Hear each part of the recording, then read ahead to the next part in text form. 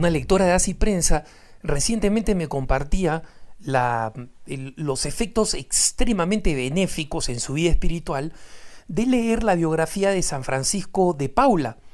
San Francisco de Paula, como saben ustedes, fue este discípulo espiritual de San Francisco de Asís, que iría a fundar una rama de los franciscanos que es considerada como la más radical por su ascética, por su espíritu de sacrificio y por su pobreza extremísima. Él la fundó con el nombre de los mínimos, es decir, con esta preocupación por la humildad extrema, le llamó precisamente los mínimos, ¿no? Pero una de las cosas importantes que precisamente tocaron de manera especial a esta lectora de Haz y Prensa fue el hecho de que San Francisco de Paula medita mucho y ofreció unas meditaciones muy importantes a lo largo de su vida sobre la responsabilidad que tenemos los cristianos de pensar en cómo ponemos nuestros talentos al servicio del Evangelio.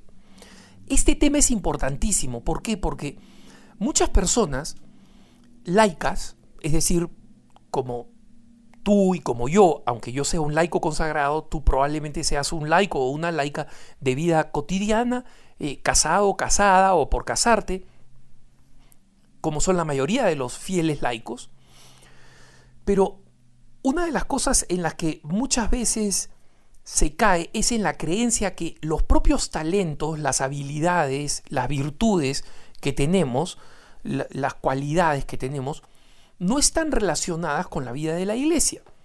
En consecuencia, yo puedo ser una persona con una gran capacidad de administración, con una gran creatividad, con una gran habilidad para las cuestiones económicas, con una gran capacidad para la administración de personas, para la convicción, para el diseño, para ser un punto de referencia importantísimo en el hogar gracias a grandes habilidades y cualidades domésticas.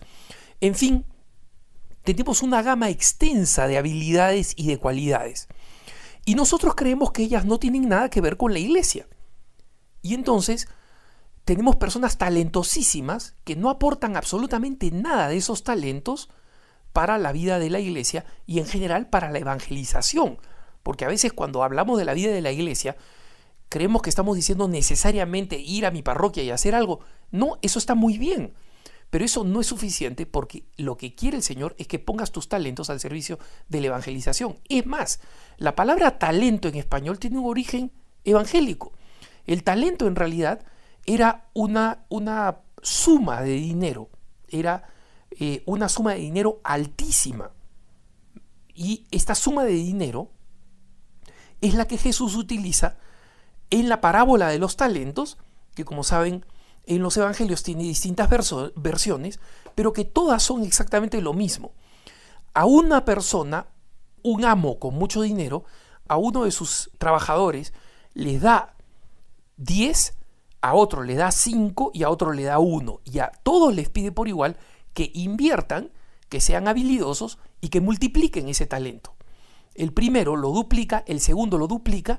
Obviamente, el primero haber recibido más duplica más, el segundo duplica menos, pero el amo, según la parábola de Jesús, no hace ninguna distinción entre ellos. A ambos los premia y a ambos les da un mayor honor. El problema llega con el tercero, al que le ha dado un talento, y éste le dice: Señor, tuve miedo y por eso escondí tu talento.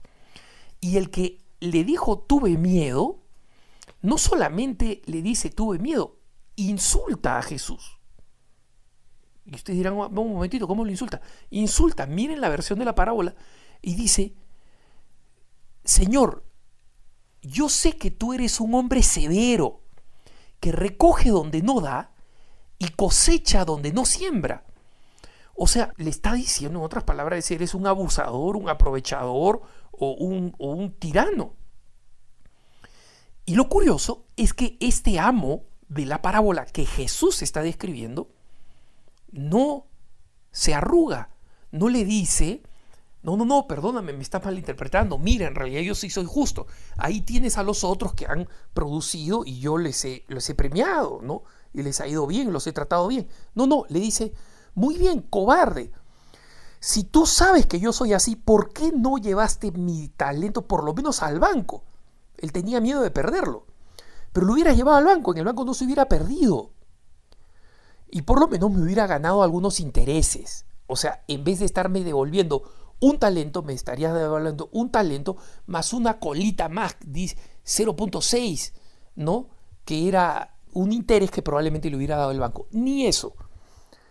Entonces, esta lectora de Así Prensa dice justamente cómo aplicar los talentos sabiendo que yo tengo tantos defectos, que a veces tengo una personalidad que puede ser muy explosiva, una personalidad que se irrita, que no tiene paciencia.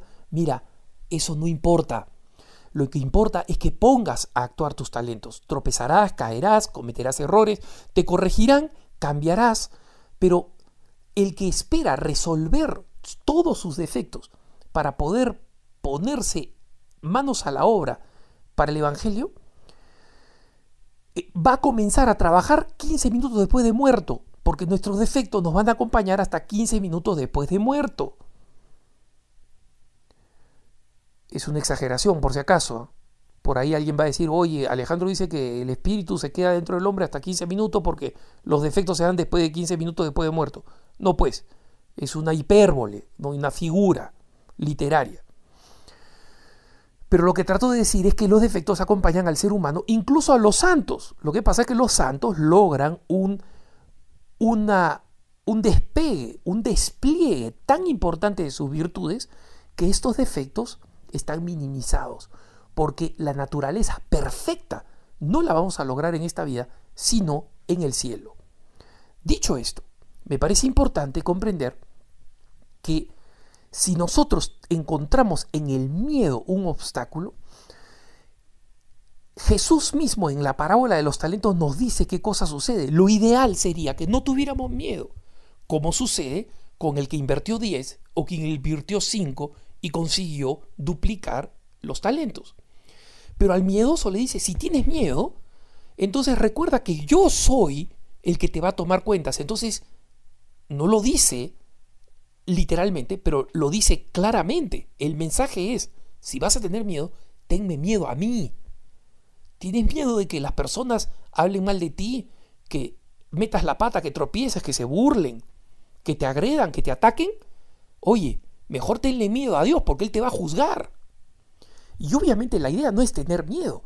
Y la manera de curar el miedo es exactamente igual que comenzar a nadar o comenzar a montar bicicleta. Hay que hacer aquello que temes. No va a haber ninguna pastilla, tratamiento, vitamina, manual de instrucciones que te va a enseñar a nadar si no te metes al agua o que te va a enseñar a montar la bicicleta si es que no manejas la bicicleta primero.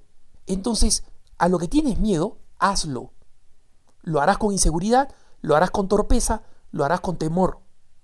Pero hazlo. Esa es la única manera de vencer el miedo. Los valientes no son los que no tienen miedo, son los que no se dejan vencer por él. Que tengas un buen día.